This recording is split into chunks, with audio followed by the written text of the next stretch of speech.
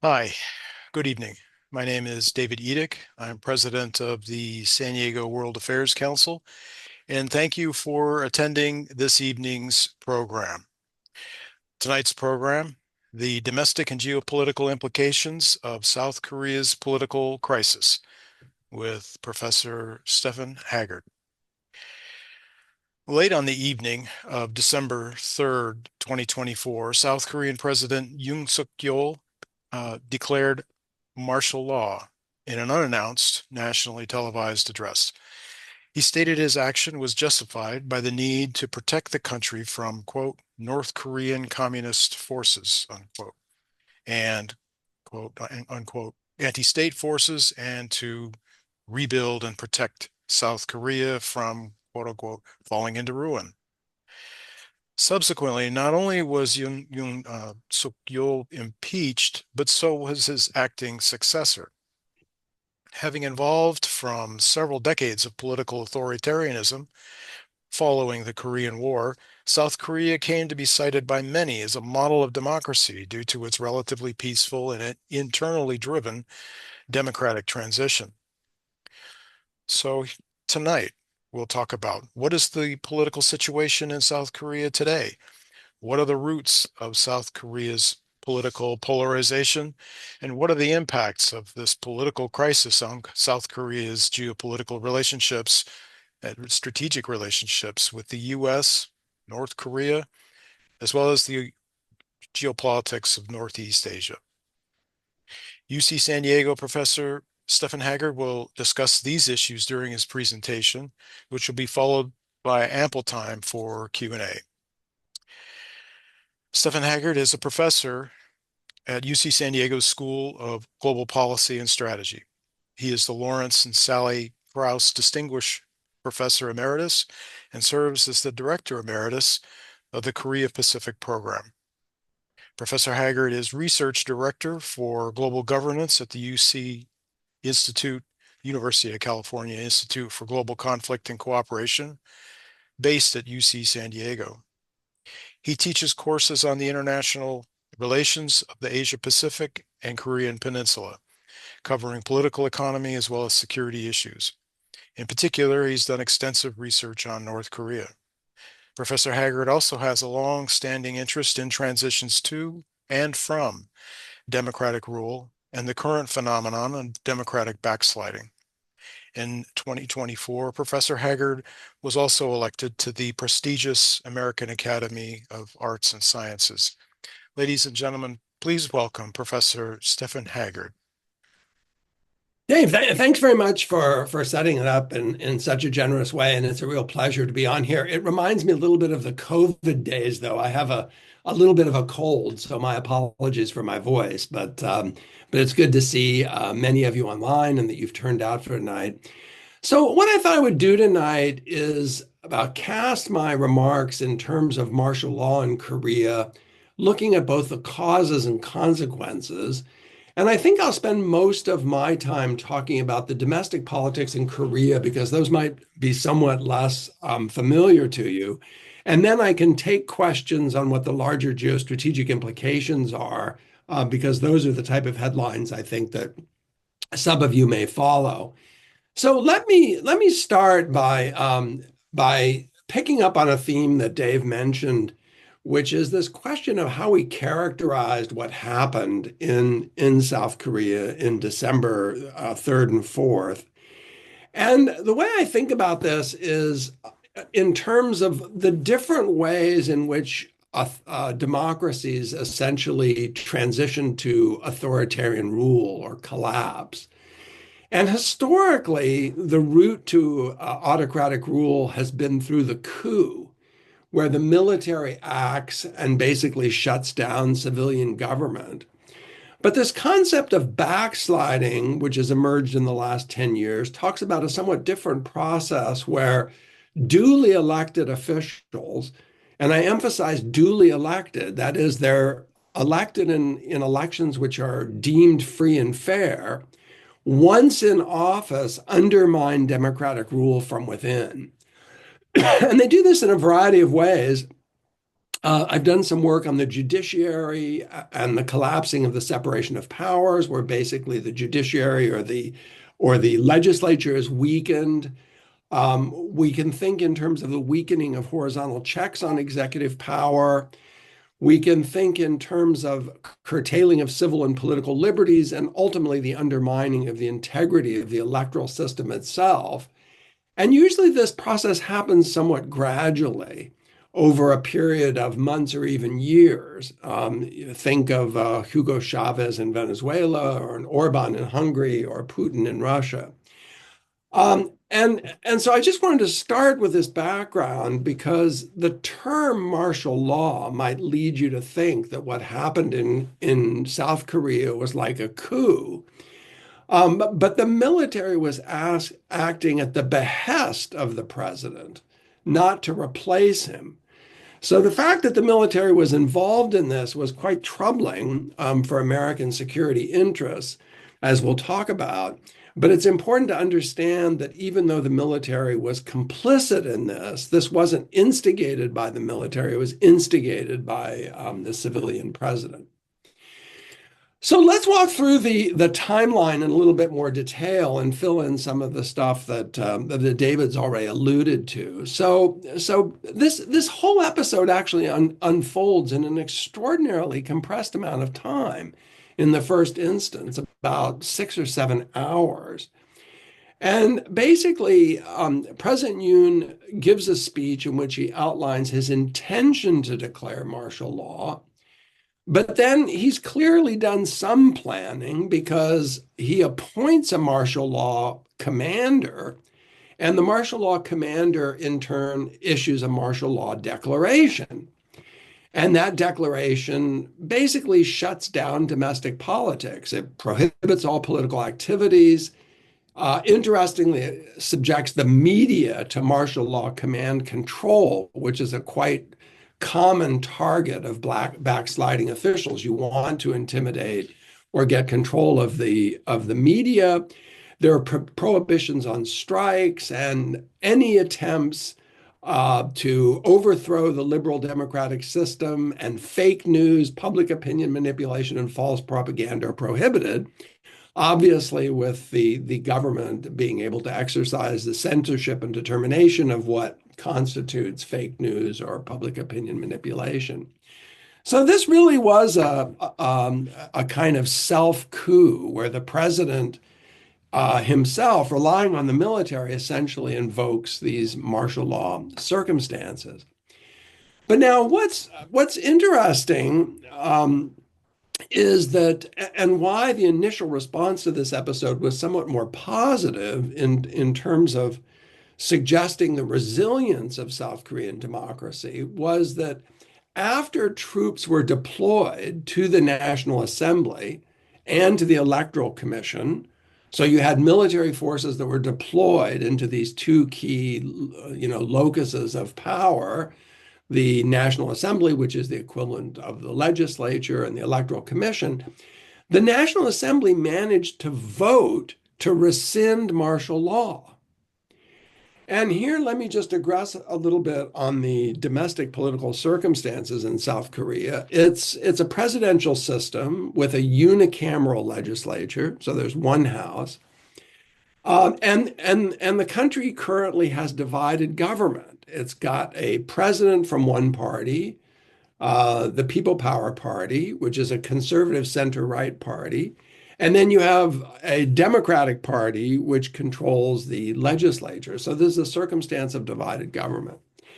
And despite the effort to move these troops quickly to the National Assembly, it managed to secure a quorum, mostly of opposition legislators, that is, opposition to the president, and voted that martial law should be suspended forthwith.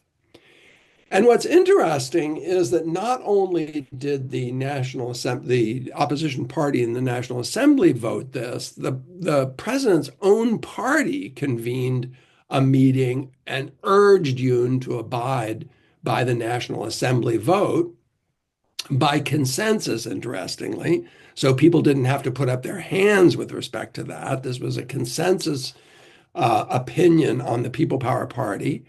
And very quickly, President Yoon capitulated effectively and suspended the martial law decree and appeared to apologize.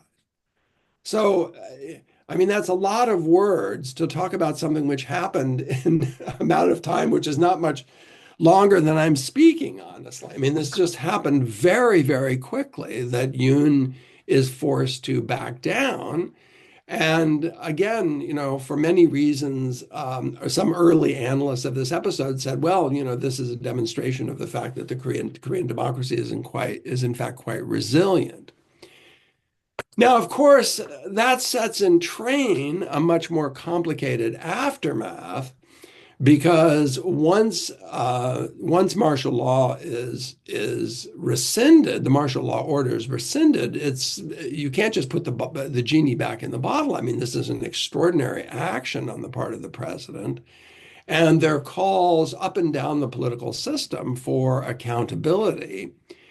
They're coming from the National Assembly itself, which ultimately votes a resolution of impeachment in mid-December, about 10 days after these events.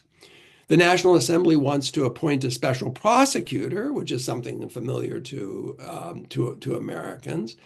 But also the police and prosecutors are trying to figure out who has jurisdiction over the fact that this is not just an impeachable offense, but it's a criminal offense.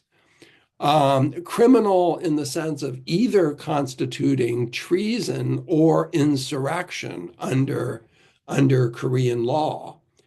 And so you've got the National Assembly acting, you've got a bunch of investigative bodies acting, including prosecutors, and you've got these very large mass demonstrations which are forming.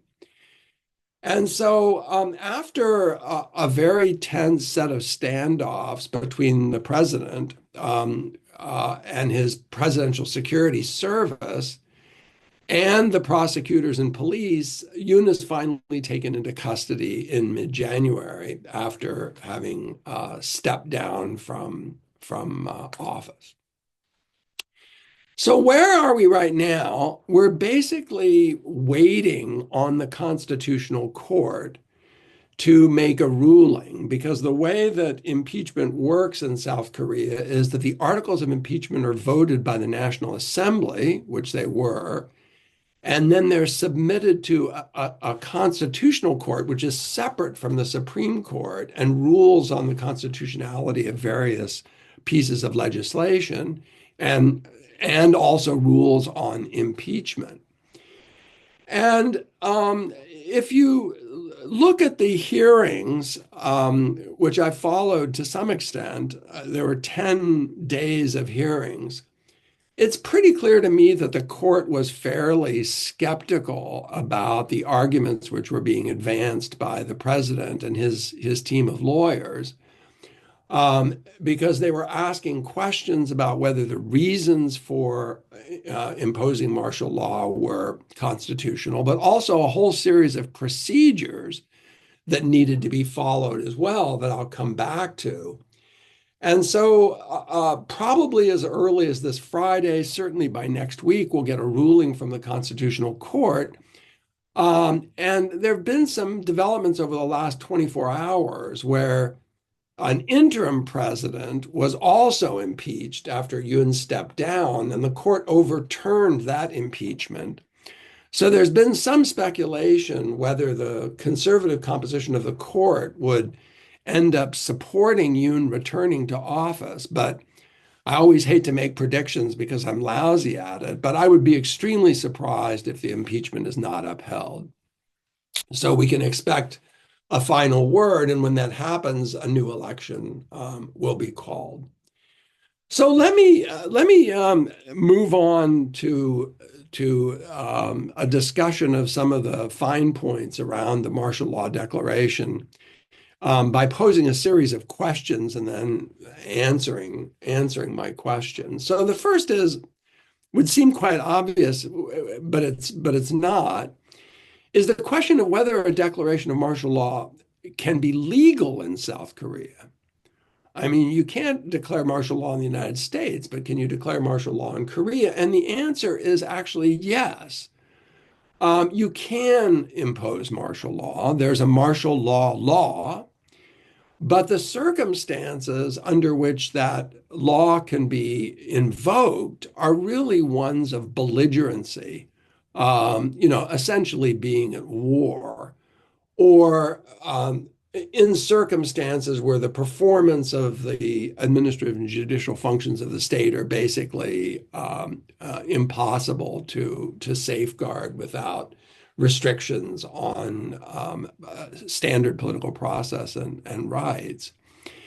But the law obviously is ring-fenced in substantial ways because you don't want this to be taken lightly.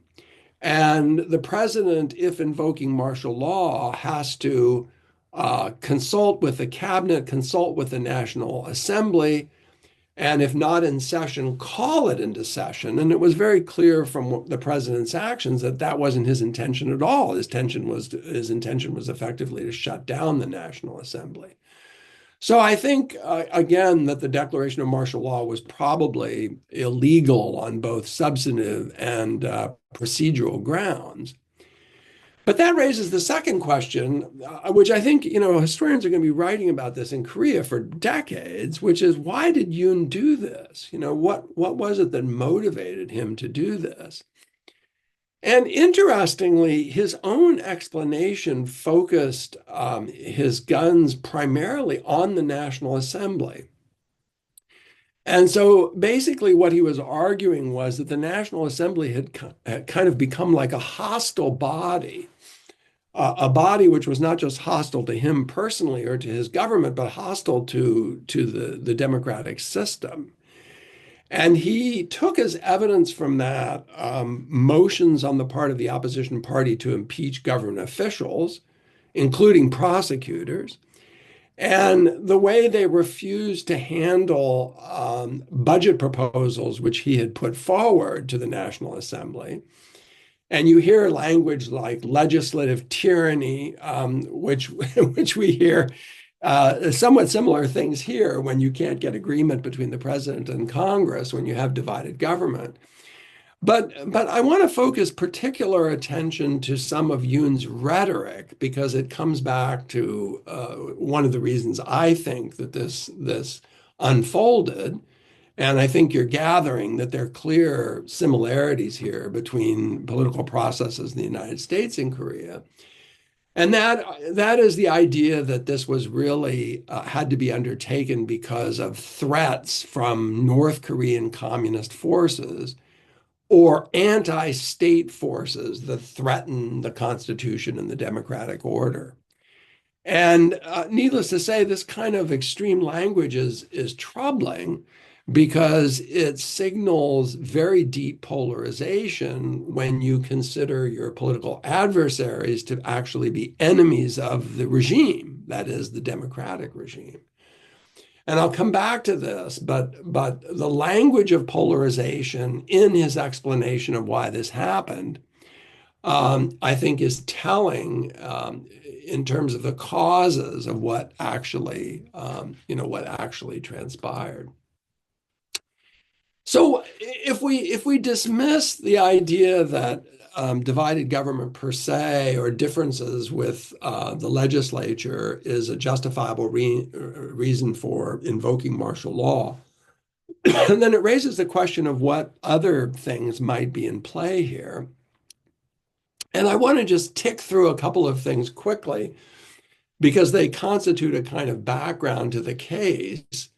One is that President Yoon and his wife, as with former President Park Geun-hye, had been caught up in a series of scandals, personal scandals, involving shadowy figures that seemed to exercise strong influence on the president.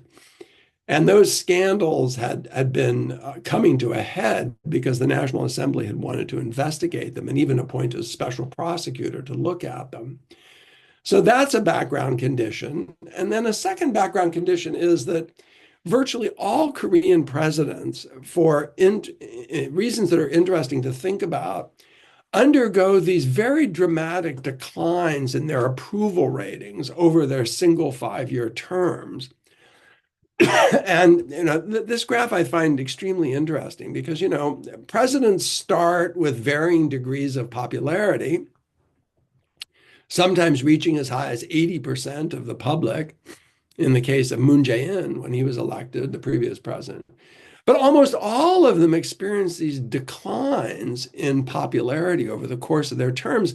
And Yoon Suk Yeol, at the time that he was impeached, was among the least popular presidents in Korea's modern democratic history. And so, there's some question of frustration on the part of Yoon at these scandals and the fact that his popularity ratings were so low. But I really think that the mystery to this is to be found in two other things: divided government and polarization. And I've done some research. I think this might not be exactly what you're looking for to read, unless you want to be put to sleep. But I did some research with a graduate student here who unfortunately couldn't join us tonight on how political polarization has evolved in North Korea over the last several decades. And there are some interesting signs that it's increasing. So let me jump to that and put aside the question of divided government, though we can come back to that. So Korea transitions to democratic rule in 1987-88, following these very dramatic public protests in downtown Seoul in the area of the city called Myeongdong. But surprisingly, the Korean public is not particularly polarized by standard measures. And by that I mean, if you do a survey and you ask, where do you position yourself on the political spectrum, you find that most Koreans tend to crowd the middle, as is true in the United States, actually, believe it or not, until recently. Um, but over the last 5 to 10 years, you've started to see an increase in polarization around particular policy issues that weren't previously on the South Korean political agenda in a strong way. So let me give 2 examples. One is that typically South Koreans tend to be polarized around foreign policy issues. Should we be engaging North Korea or should we be focusing on the alliance? And conservatives tend to focus on the alliance, and liberals tend to think we should be trying to do something with respect to North Korea. But if you ask people questions about what they think of the opposition, you get these answers increasingly of hostility, and that the political opposition is viewed as an enemy. And one very clever way of eliciting this kind of information from publics is survey techniques that have crystallized around this idea of affective polarization, which is basically, what do I think of my political opponent? And the questions kind of go like this: how would you feel about your daughter dating someone from the opposite party? Or how would you feel about, having a meal with someone from the opposite party? And you just see this, quite sharp movement, of affective polarization where people from the same party just don't like one another. And in part because of circumstances very similar to those in the United States, where you've got these polarized social media environments and people live in their bubbles and they just, they don't see the same universe. So it's quite striking to see this increase, not dramatically in South Korea, but around the election of 2022 and in public opinion polling, it's really kind of ticked up. And I wrote a short book on backsliding, in which polarization plays a role. But I'll just highlight a couple of things, which again, are probably familiar from circumstances in the United States, is that when you have more polarization, it's obviously harder to get things done. And government tends to become dysfunctional because you can't reach agreements across the partisan divide.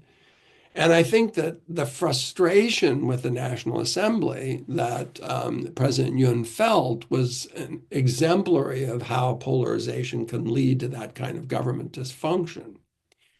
Similarly, you get decline in trust in institutions, again, an enduring problem in the United States. It's been going on for decades.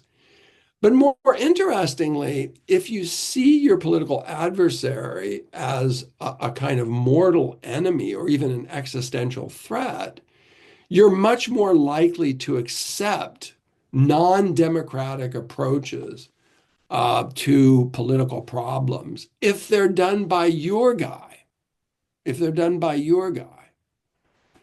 And I was talking to my co-author in this morning in a very interesting poll that something like 40% of Koreans now think that if the Constitutional Court decision goes in a way that they don't like it, they would be unwilling to accept it. Now, whether they would act on that is a separate question, but that's really striking. That even a legitimate, detailed constitutional review of a very thoroughly vetted claim in the National Assembly would just be dismissed on partisan grounds. So you can see how polarization, has these adverse effects and can, under certain circumstances, lead to derogations from democratic rule. So this gets us to where we are now a little bit more closely because, initially support for Yoon and for his party really fell dramatically after the events of December 3rd and 4th. But since that time, polling has revealed a lot of movement that is sort of swinging, where partisans on the right are sort of swinging back into support of the PPP, even if they're disaffected with what Yoon did. And in terms of undemocratic actions on the part of mass mobilized groups, it's interesting that Korea has had its own January 6th, when a large group of citizens gathered outside the Western District Court in Seoul, which had issued the arrest warrant for President Yoon, and tried to break into the court building in order to find the judge who was responsible for that ruling. So again, circumstances that should resonate to some extent with us. This is a picture of those demonstrations. These buses are police and so forth, and these people are trying to break into this court building to find the judge that's responsible for this arrest warrant being issued by President Yoon. Hey, Steph, we're not Yeah. seeing your graphics. Oh, you're not seeing that picture? Yes. Oh, okay. Let's see if does that show it? No.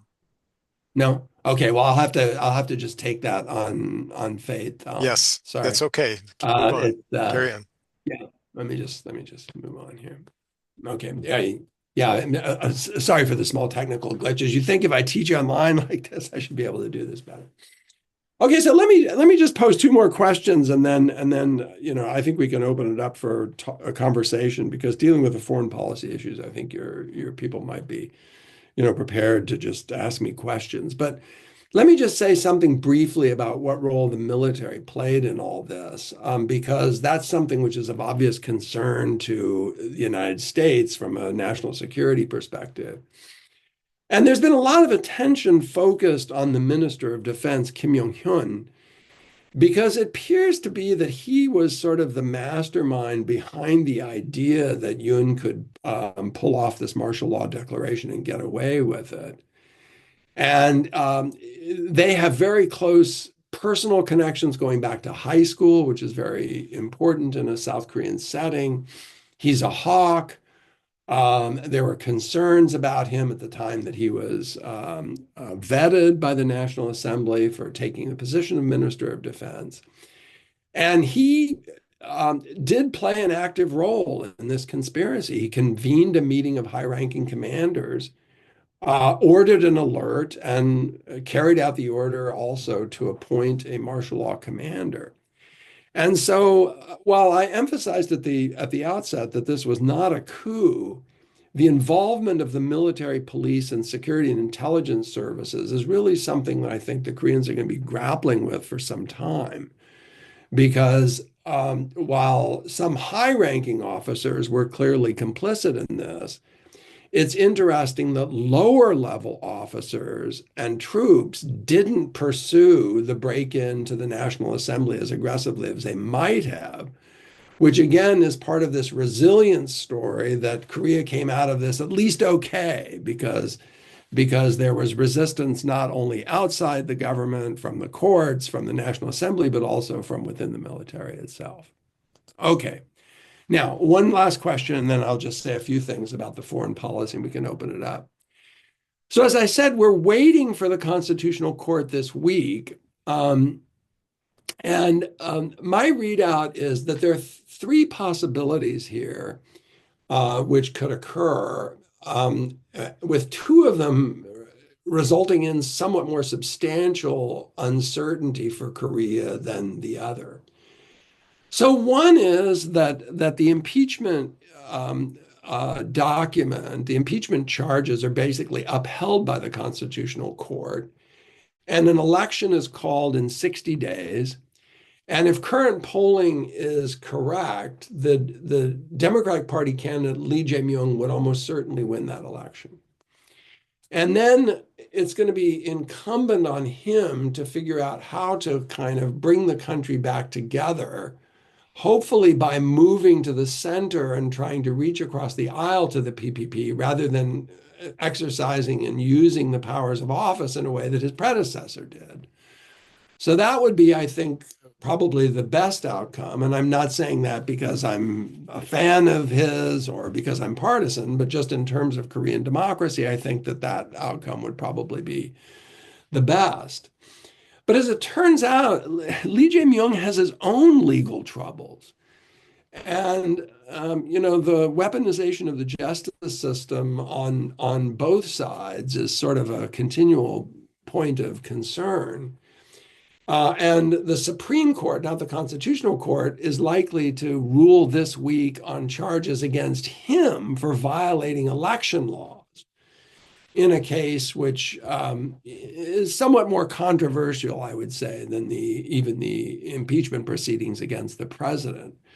But if for some reason he was disallowed from running for president because of this previous involvement in the land speculation deal and lying about it on the campaign trail, then it's possible that the Democratic Party would have to kind of scramble for a successor to run against whoever the PPP candidate is. And there's a greater likelihood that the Democratic Party would lose that election. Now, I'll just close out with this last possibility because it's the one I think that worries me certainly, which is that the court, for some reason, decides to dismiss the impeachment. And if the impeachment is dismissed, then Yoon returns to office. But if he returns to office, it's almost certain that you're going to have a return of massive street protests in Seoul, which has occurred under several circumstances in recent democratic memory. And then we're back into, high-level political uncertainty about how these tensions are going to be resolved. So we're sort of holding our breath on that, but we should have some resolution on that this week. Now, here's where I'm going to sort of hand it off to you in a few minutes. What are the alliance, security, and foreign policy implications of this? Well, first, let me say that the U.S. response to this was cautiously critical, I guess is the term I would use. Remember, this unfolds under the late Biden administration, and Kurt Campbell, who you may know, a longstanding Asia hand who kind of drove, was number two at the State Department.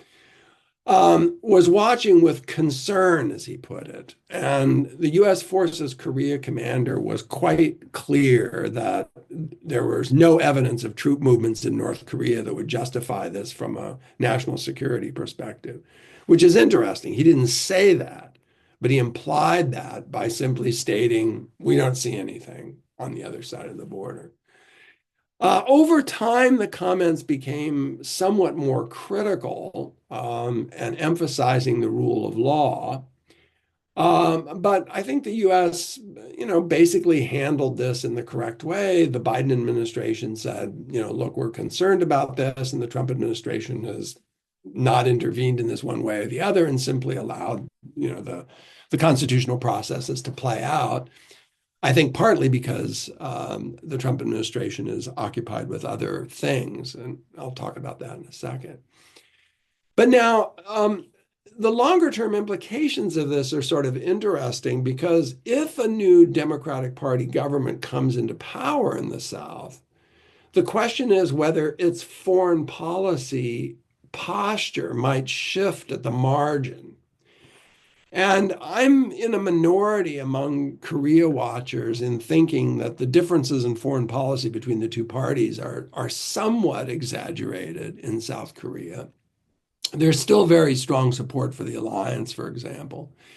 But there are these subtle differences between center left and several center right governments. Democratic Party governments are more open to engagement with North Korea. Center-right governments tend to focus more on containment and deterrence, the military, the alliance. And interestingly, for that reason, the Democratic Party governments are more accommodating to China, even though anti-China sentiment has risen recently, because they see China as playing a critical role in unlocking, the diplomatic process on the Korean Peninsula. Whether you believe that true or not, I think that's exaggerated. And they're also more skeptical of relations with Japan, which means that the quite substantial gains that were made, frankly, by the Yoon administration after the election in resetting Seoul's relationship with Tokyo might be called into question. So, there's some risk there with respect to the Democratic Party moving in a different direction. But the interesting question I'll close on, and I can play this out in more detail in questions, is whether the Trump administration might actually pick up on that shift in sentiment in the South. And we know there's going to be the alliance and trade issues, but whether President Trump might say, look, I want to go back to summit diplomacy and see if we can get something happening on the Korean Peninsula, get negotiations going again, return to either, a kind of personal handshake or even a summit approach to the problems on the Korean Peninsula in order to get back to negotiations. This is something I started, but I thought that I didn't finish. And then we can talk about why this didn't materialize last time, but it's not beyond the realm of possibility that President Trump would make the decision that the opportunity is right to revisit diplomacy on the peninsula, perhaps by sending an envoy or a letter or something once the political circumstances in South Korea settle a bit over the next couple of months. So while you probably will see some action on the alliance and on trade issues over the next couple of months, I think that it'll be months before the Trump administration picks up the issue of diplomacy in the peninsula. But I don't rule out that he would try to do that.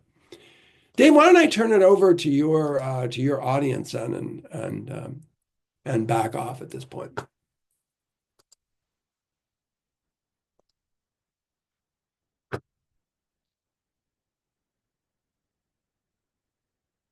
Are you there?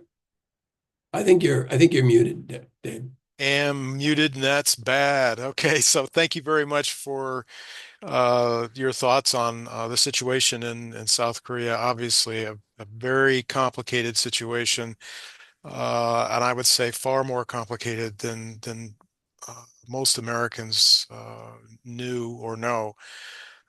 It seems that so often, certainly during the Cold War, that if someone had an election, they were Democratic. Uh, Maybe it's not so simple. Um, So this is an opportunity for members of the audience to ask questions. If you are interested in asking a question, feel free to write it in the chat or somehow express in the chat that you'd like to ask a question. I do note that Sylvia Whitlock says good evening to you, Professor Haggard, and to everyone on the call. Um, so I was really taken aback by how the Korean public, and forgive me for focusing on the domestic affairs for a No, it's bit, because fine. that's Fine. really the foundation for really how Korea is going to project itself forward with all the turbulence and change coming out of DC. That the polarization within the public after the after the martial law Right. declaration and all that process, there was the initial shock, and as that wore off, the public seemed to go back to their individual camps. Right. Uh, is this something new for Korean politics, or are you seeing something new in South Korea?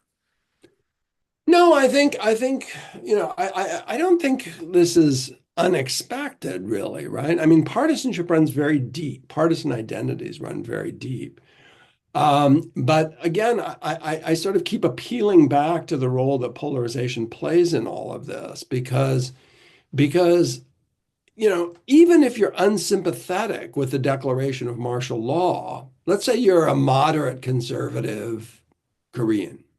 I mean, that's a perfectly that's a perfectly significant aspect of the political spectrum. You're a moderately conservative Korean voter. You're nonetheless concerned about the possibility that the presidency and the National Assembly are going to come under control of the opposition party. And so you're not voting for the PPP, your party, because you support martial law, but you are voting for for the PPP because you think that the risks of the Democratic Party controlling both branches of government are high. And so that's why I think that this election may end up being closer than the elections that followed in the wake of Puck and Hayes impeachment, because the system was somewhat less polarized at that juncture, and more members of the Conservative Party, which at that time was called the Centre Party, defected from the coalition precisely because they felt that Puck and Hayes' behavior was utterly unacceptable. And what we're seeing now is there's less willingness on the part of PPP legislators to cross the aisle and basically say, look, this is just illegitimate behavior on the part of the president. I can't abide this within my party. And after the 2014 impeachment, and again now, there's going to be some kind of retrospective within the party about how it reformulates itself around, this set of derogations.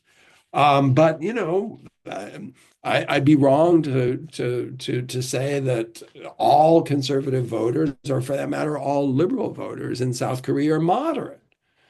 And there is a right wing in Korea, which lives in a different media space than other Koreans and is prone to be captured by conspiracy theories and thinks that the threat from the left is existential and sees them as enemies and North Korean sympathizers and so forth. That exists in the political system. The party, the Conservative Party has to contend with those voters being ones on which it relies, and therefore needs to kind of craft electoral strategies that in effect kind of push on the polarization button, so to speak. whether those are over North Korea or over gender issues, cultural issues. I mean, the issues aren't exactly the same, but the kind of logic of those issues is quite similar to some of the things you see in the United States. So David Shirk asks a question. South Korea's story so far seems to give hope to those who trust in the role of democratic institutions and the rule of law. Two questions. One, given events in the United States, is that trust misplaced? And two, can you talk more about the cultural forces contributing to polarization in South Korea, say the news media, identity politics, and social inequalities? Well, of course, because David is a former student of UCSD, this is an absolutely first-rate question, which I can only just skate the surface on. So let me say something about each of the questions in turn. Um, so I tend to be more pessimistic about how these episodes influence democracy than others. And so let me just start by saying that while I think the Korean political system at one level did show resilience, and I'll articulate the components of that, I also think that this thing has just been extraordinarily costly. And that the formal question of whether democratic rule is maintained in a circumstance like this is a pretty low bar. And let me just play that out a little bit. Democracy, I'm increasingly coming to the view democracy is not just about the formal political institutions, it's also about norms and, kind of normative consensus that isn't baked into hard and fast rules, but that permits the system to operate in a particular way. And those norms are getting challenged, around the world. Civility, unwillingness to exploit the political advantages of office, as Yoon clearly did, those kinds of norms. So at one level, I think it is a positive story because the courts in particular responded very aggressively to this. The prosecutors responded very aggressively to it. The public responded and turned out. But you've got some broken eggs in the process, and I worry about that. Now, the second question David asks is about the forces which contribute to polarization. And for those of you who don't do this kind of thing for a living, like David does, the debates about that are really intense because you've got several clusters of explanations for why publics are becoming more polarized. And let me just run through them briefly. First is that across most of the advanced industrial states, but most significantly in the United States, inequality has risen quite dramatically over the last 4 decades. It starts turning up in the early 70s in the United States and then just more or less continually marches up after that point, where we're just living in a much, much more unequal society. And there the question is, well, what's the source of that inequality? Is it educational differences that the returns on investment in education are really high? And so if you have a college education, you're just going to fare much better than someone who doesn't. Or is it trade and immigration that are influencing this? That trade affected communities and immigration affected communities are kind of done more poorly for working class citizens. So there's some of that going on in Korea. There are a bunch of cultural issues, though, that are somewhat distinctive in Korea, identity politics in particular. And one of the interesting ones that crystallized around the last election, and we're seeing with a little bit of delay here, is the alienation of young men around gender questions. So gender was a really hot button issue in the 2022 election in South Korea.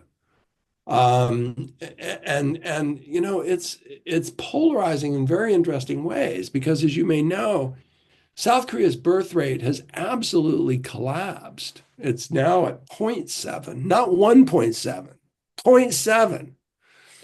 And a lot of that, has to do with, gender roles and women opting out of dating, marriage, childbearing, because they just feel like, if they get into relationships and they have kids, they're going to be trapped in the kitchen.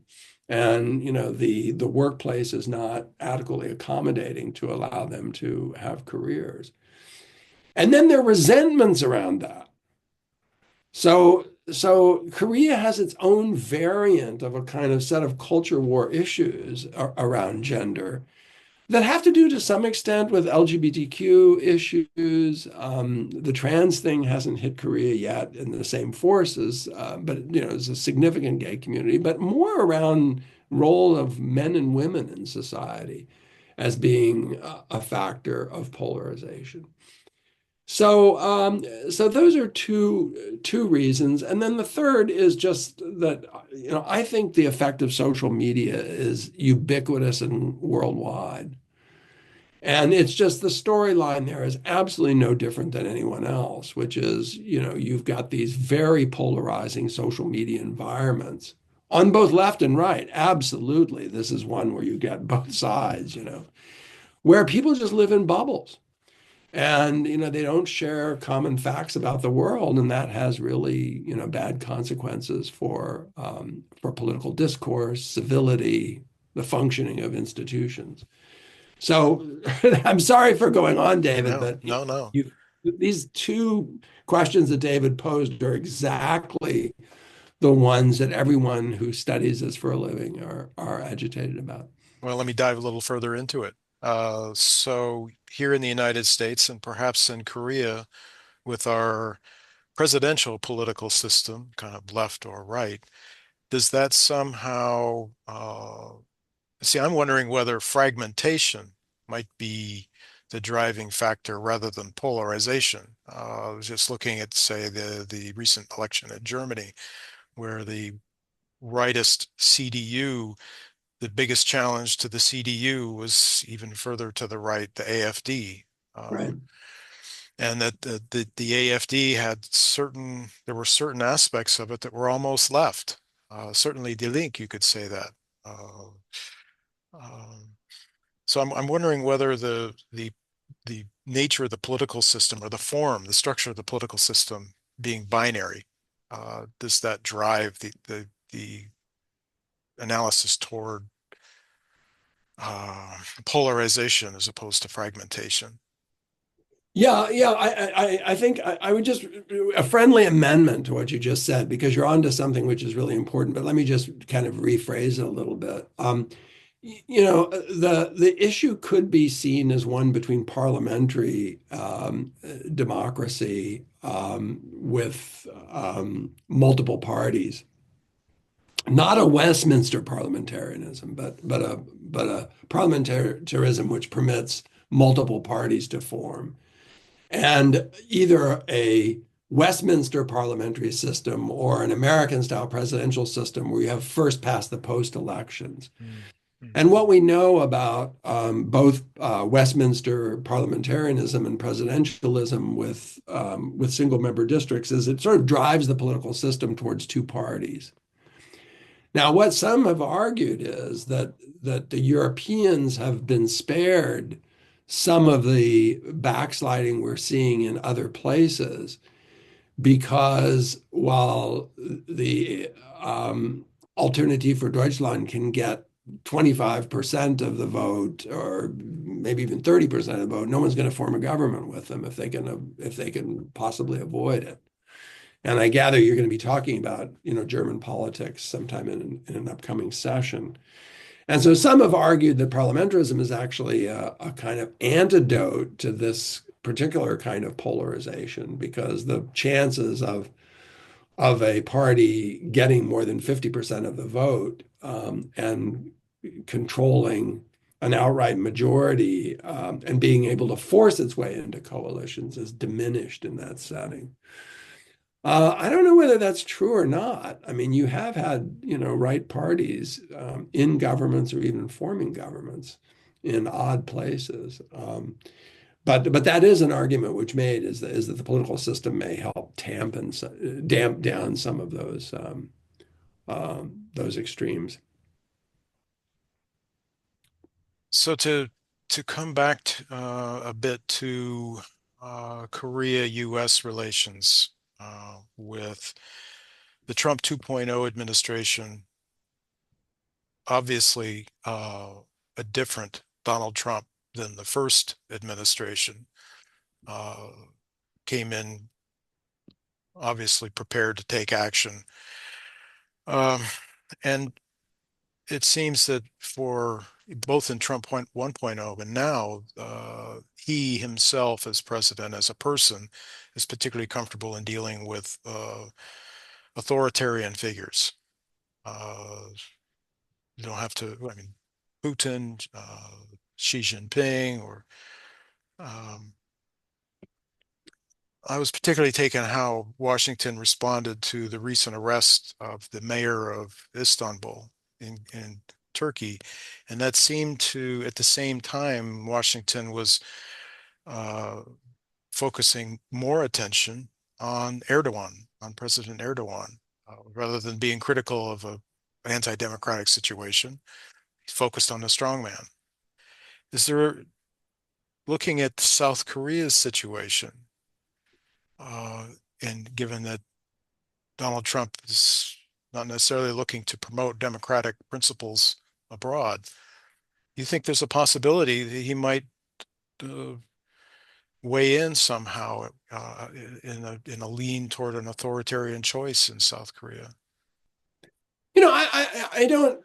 Hopefully, I really don't think so. Now the reasons might be idiosyncratic. One of the things that's interesting about his administration so far is, he's been very preoccupied with issues in three other theaters, so to speak.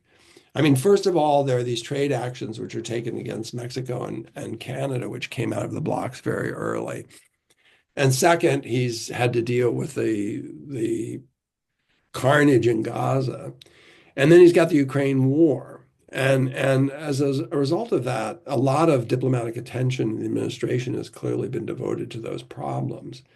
And Asia, oddly, has sort of taken a somewhat back seat. It's not, been front and center of U.S. policy preoccupations. I mean, you know, Prime Minister Ishiba voted, Japanese Prime Minister Ishiba visited the White House, and, there was some increase in tariffs to Japan, but they were modest over what the Biden administration had left, which in turn were left over from the Trump administration.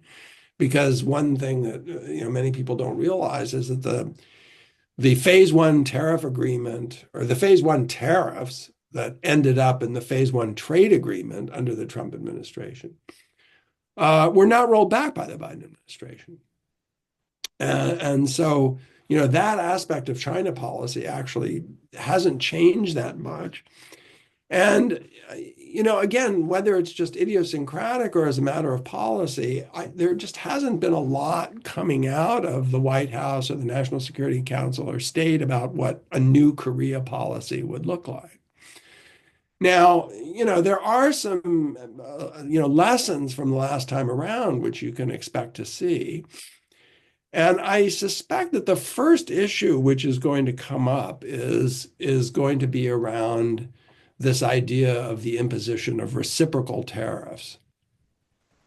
And if you don't mind, I'll just digress a second on what that means. So, every country has what's called a tariff structure, which is that tariffs are applied down at these very disaggregated product levels. So the United States market is incredibly open. It's probably got some of the lowest tariffs of any country in the world, some 3.5% on average. Let's just not go into the details of how that average is allocated across product categories. But it's about 3.5% in the United States. Well, in other countries, including advanced industrial states, it's higher on average, but it's also higher still in some product categories. Mm. And what the reciprocal tariff plan is to basically say, look, if you're tariffing American auto exports to Korea at 12%, then we're going to put a 12% tariff on you. And that goes for widgets, whatever. We're just going to do reciprocally whatever you're charging on us, we're going to charge the same thing on you. And I think that's going to be the first time that Korea gets drawn into into the current vortex of American foreign policy. Because up until this point, there just hasn't been much said about longer run objectives on the peninsula or burden sharing, alliance burden sharing, or any of that. But during his first administration, President Trump did renegotiate the Korea-US Free Trade Agreement.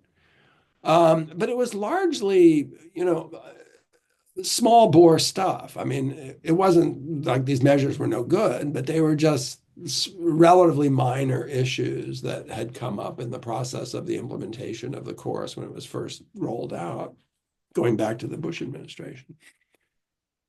So, could he do that? Yes, but I think, the first real diplomatic tete-a-tete is going to come around the reciprocal tariffs idea. Now, on the alliance burden sharing question, if you remember, Dave, I think you followed this. The United States has what's called a special measures agreement with Korea, which outlines the complementary funding that the South Koreans are going to do to support U.S. military forces in Korea.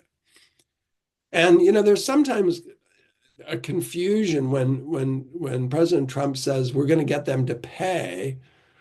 That could mean one of two things. It could just mean that we want our allies to increase their defense spending up to some target, which of course is not coming to us. I mean, that's just requiring them to do more in terms of alliance setting.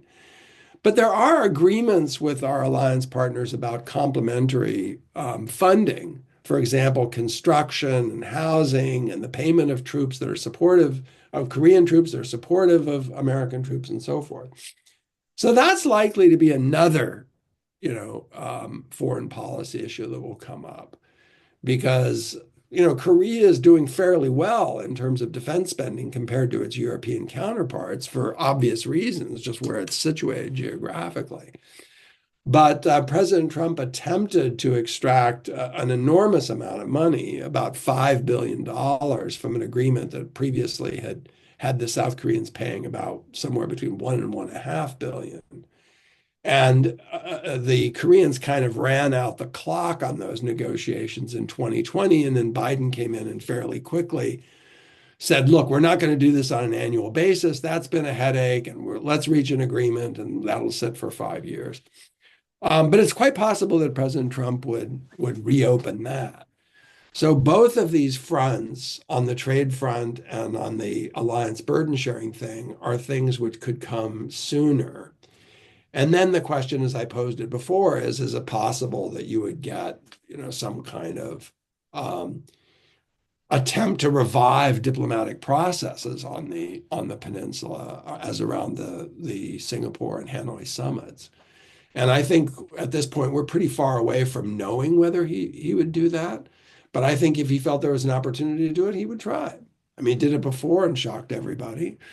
And could that have worked is another second guess question. But I, believe it or not, wasn't completely opposed to the Singapore gambit because we were nowhere under frankly, under the Obama administration. I mean, a diplomatic process that had ceased going all the way back to 2009.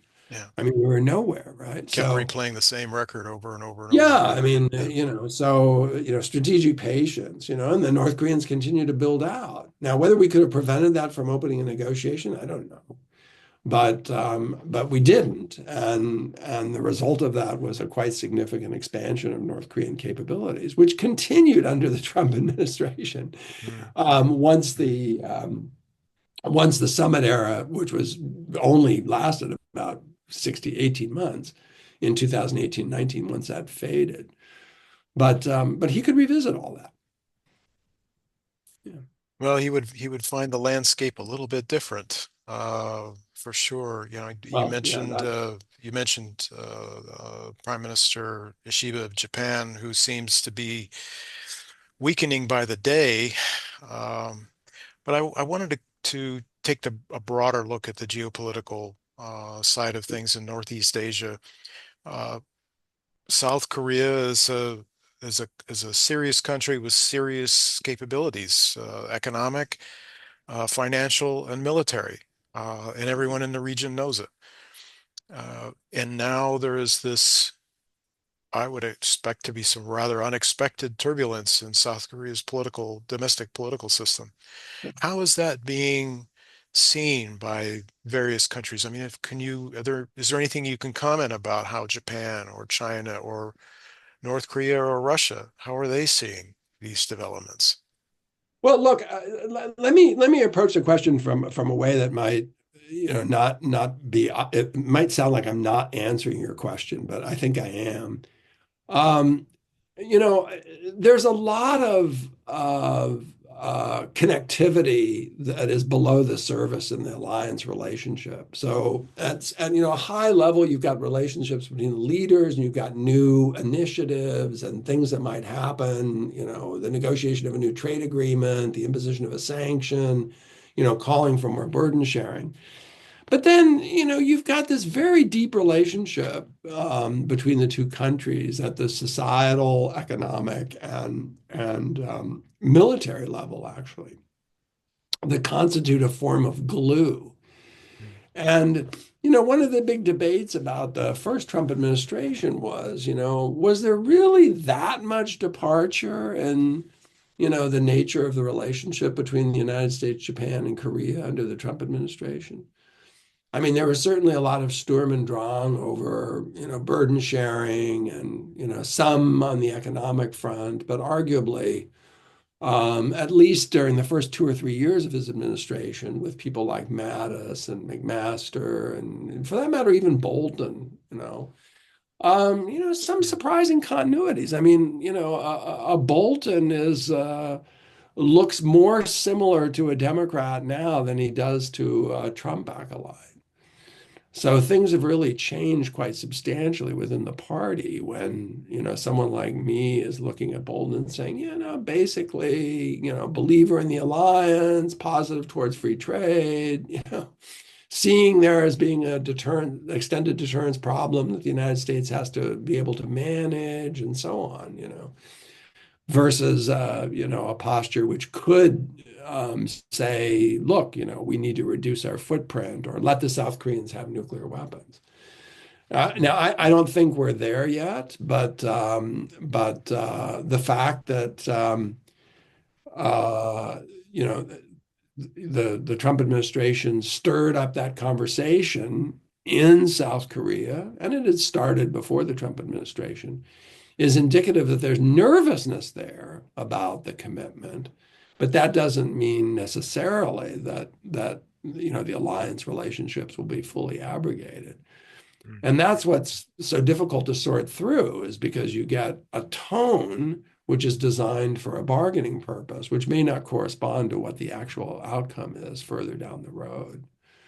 Like pulling out of significant amount of troops out of the country, mm, or even farther, getting out of NATO or getting out of these alliance commitments. I don't think we're there yet myself. But the South Koreans are certainly thinking about that. mm, mm. Plan B. I thought you raised an interesting point about the multiplicity of contacts between, say, the United States and Korea. In 2023, South Korea in aggregate was the largest foreign investor in the United States. I believe it was 2023. A myriad of, well, certainly a large number of large companies making some very big investments over Huge. the long term.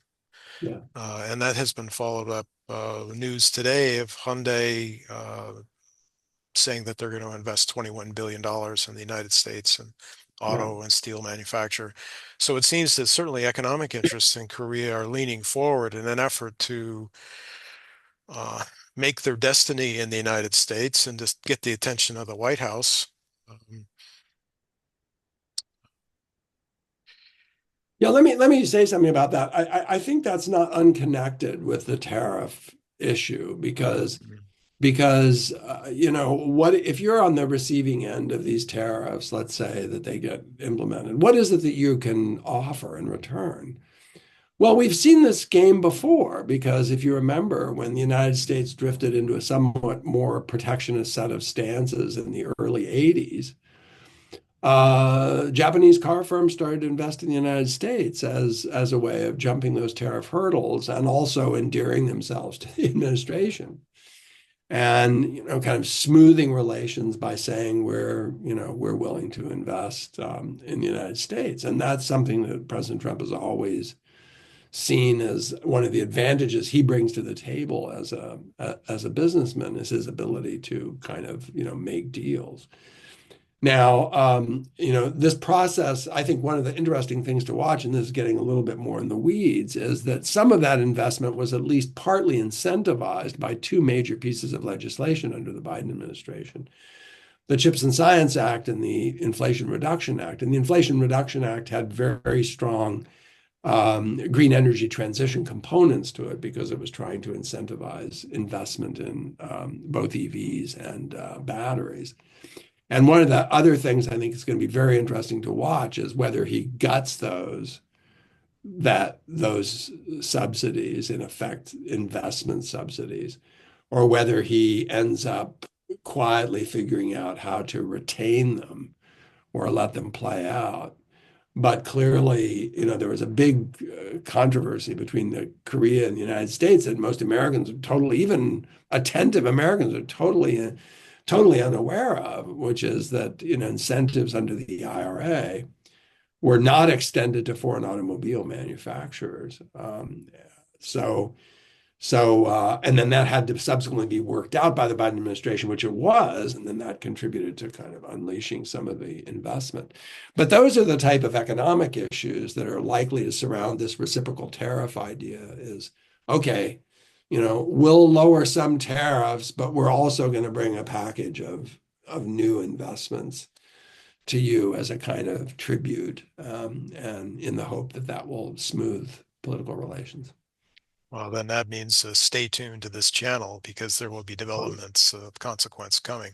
Yeah, Uh, Going back, coming to a close here, sure. going back to South Korean politics and all, uh, it's a whole lot easier to make decisions or to take a stance, a foreign policy stance, when you've got unity at home.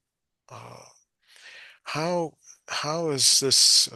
How do you see this affecting Korea's ability to manage relationships in the region?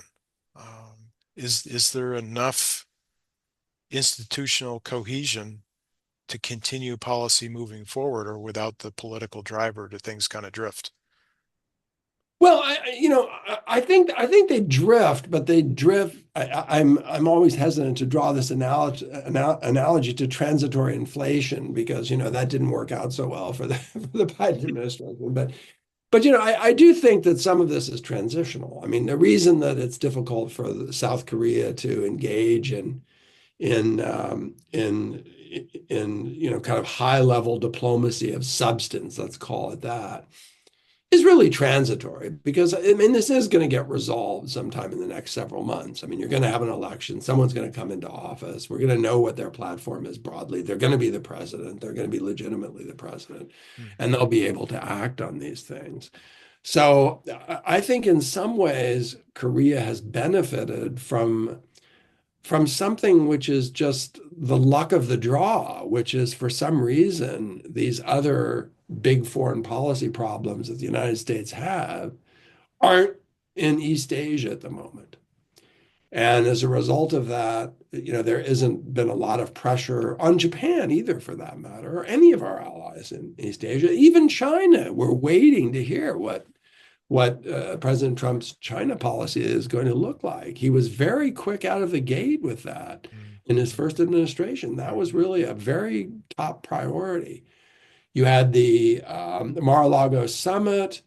You had effort to secure Chinese cooperation around the North Korea issue at that juncture, actually. And within 6 or 7 months, the trade war was on. And, China was sort of front and center. And, whatever we think of the way that foreign policy was conducted, I think President Trump quite fundamentally changed US posture and thinking about China. But that's not the locus right now. It's very much on Russia. And I just don't buy the idea that there's a sophisticated, complicated theory here undergirding the relationship with Russia, which is designed to pull Russia away from China, because I just don't think that that's likely to happen. Yeah, I completely agree Um, with that. I, That's I that's just don't. fantasy. Yeah. I don't see that as happening. And so I tend to see the Russia-Ukraine conflict as something that goes back, has other roots in the way that President Trump thinks about the alliance with Europe rather than anything having an East Asia component. Well, then let me extend this a little bit, if you don't Sure. mind. One of the big changes, maybe not on front page news for Americans, has been the sudden development in new this relationship between Russia and North Korea. Yeah. Uh, I wonder if you could talk about that and how that has shifted things in Northeast Asia. Well, this is really something that has flown under the radar, but this was a godsend for North Korea, and I think is going to make it a hell of a lot more difficult to get back on the diplomatic track, because North Korea's capabilities are just accumulating, and as they accumulate, it becomes much more difficult to roll them back.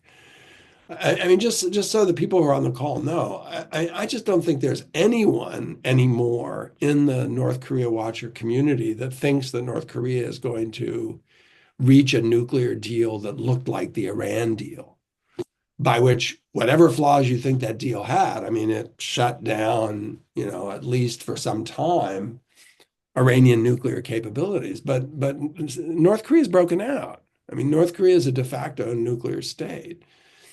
And so what's happened is that North Korea had an incredible difficulty with COVID, in part because they took a draconian approach to managing it of just complete border closure, including significant declines in trade with their main trading partner, China.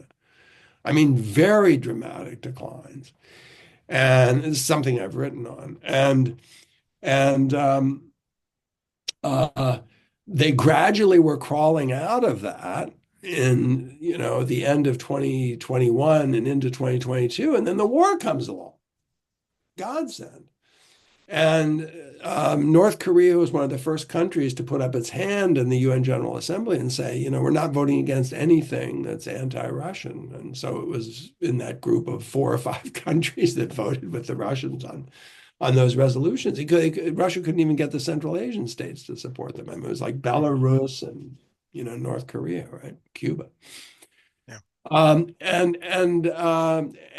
Shoigu is out there as we speak in North Korea.